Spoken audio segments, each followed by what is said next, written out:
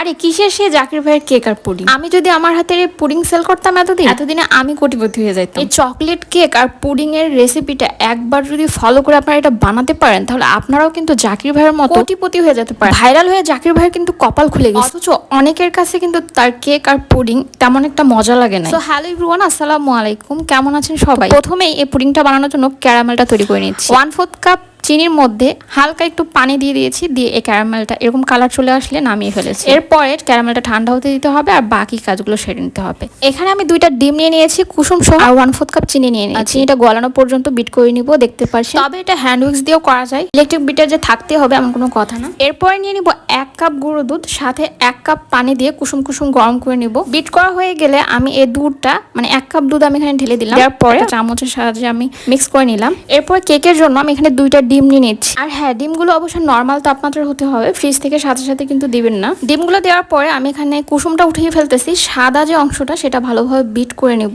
এর মধ্যে দিয়ে দিচ্ছি 1/4 কাপ চিনি। আপনারা চাইলে কিন্তু চিনিটা বাড়িয়েও কমিয়ে নিতে পারেন, যারা কম মিষ্টি খান তারা কিন্তু কম চিনি দিতে পারেন। এরকম একটা কনসিস্টেন্সি আসলে তারপরে কুসুমটা দিয়ে দিচ্ছি। কুসুমটা দেওয়ার পরে অল্প কিছুক্ষণ বিট করে নিব। কুসুম দেওয়ার পরে অতিরিক্ত বিট করার কোনো প্রয়োজন নেই। এরপরে 1 টেবিল চামচ পরিমাণ সয়াবিন তেল দিয়ে দিলাম, অর্থাৎ রান্নার তেল দিয়ে দিলাম।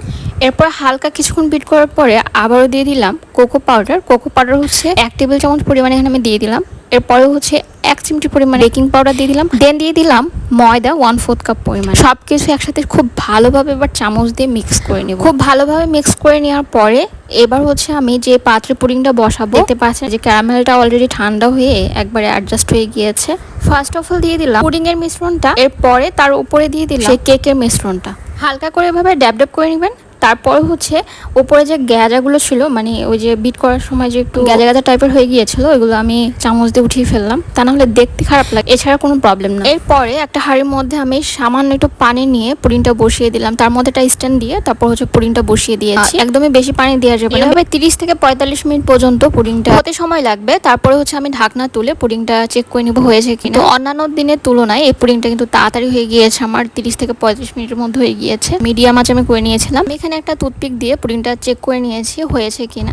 টুথপিকটা যদি একেবারে পরিষ্কার বের হয় তাহলে বুঝতে হবে আসলে পুডিংটা হয়ে গিয়েছে। এরপর আমি ফ্রিজে 1 ঘন্টার মতো রেখে দিয়েছিলাম। এর বেশি রাখলে আরও ভালো, আপনারা চাইলে আরও 2-3 ঘন্টা পর্যন্ত রাখতে পারেন।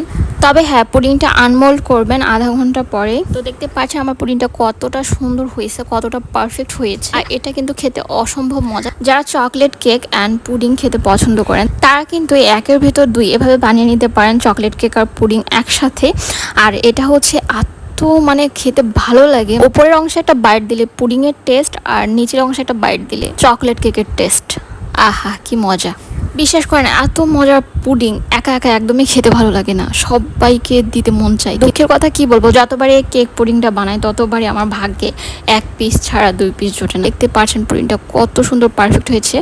আর নিচের যে অংশে কেকটা কি সফট হয়েছে, দেখতেই সুন্দরী টাইপের। এই পুডিংটার নাম আজ থেকে সুন্দরী পুডিং। আর হ্যাঁ, অন্তত এই ভিডিওটা আপনাদের প্রোফাইলে শেয়ার করে রাখবেন। মাঝে মাঝে আপনার শখের ব্যাটারে এইভাবে পুডিং বানিয়ে খাওয়াবেন, দেখবেন আমার জামার মতো সারাদিন খালি মানুষের কাছে আপনার প্রশংসাই করবে।